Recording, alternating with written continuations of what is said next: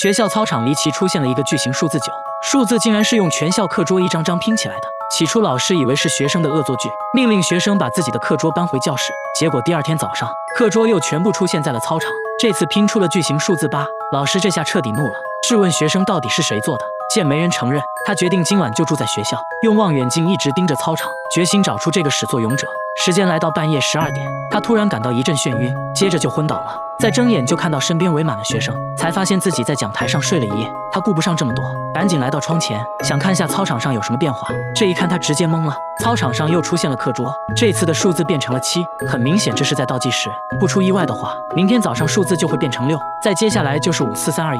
而且最近学校周围乌鸦成群，好像真的会发生什么不好的事。有老师认为是外星人干的，如果数到0的话，外星人就会对学校发起攻击。但不管怎样，他还是笃定这是学生干的。校长也认为是学生干的，决定今晚让保安整夜巡逻，给每间教室都上了锁，发誓今天晚上一定要抓住肇事者。结果第二天就看到保安横七竖八的躺在地上呼呼大睡，他赶紧来到操场，不出意外数字变成了6。很快这件事引起了有关部门的注意，还上了新闻，人们都在讨论这神奇的倒计时到底意味着什么。新闻报道称会对操场进行全天候直播，相信真相很快就会水落石出。第二天不出意外的话，肯定又要出意外了。做直播的记者也和之前保安一样，全都睡得死死的，查看昨晚的监控。刚开始一切正常，可当时间来到半夜12点整，画面突然就消失了。这种情况一直持续到早上5点半，画面才恢复正常。此刻操场上数字变成了5，事情越发诡异，看起来真的不是学生能办到的事情。学校开会决定临时停课，对操场进行封锁。即使这样，数字却还在倒计时。第二天又变成了4。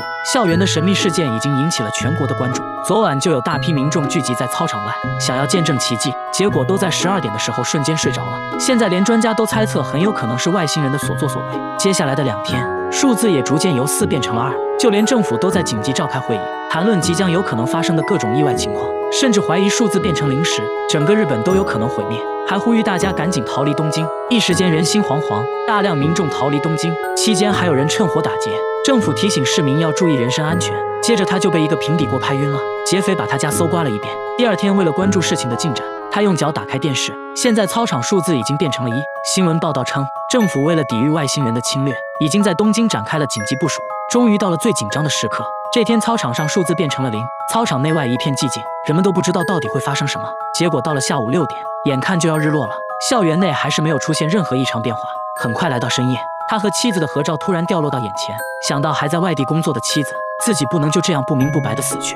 他突然使出一股洪荒之力挣脱了绳索，接着冲上街道，街道早已被封锁。他突破重重阻碍来到操场，时间也刚好来到了12点整。只见周围突然刮起一阵妖风，课桌开始抖动起来，紧接着就全部飘向了半空，形成了一个诡异的圆圈。他都看呆了，这时一张课桌从天而降，把他砸晕了过去。等他再醒来时，已经躺在了学校天台上，周围一切都没有改变，似乎什么可怕的事情都没发生。他起身看了一眼操场，操场上的数字变成了-1，也就是说倒计时还没有结束。这也许真的是外星人和人类开的一个玩笑吧，嘿嘿。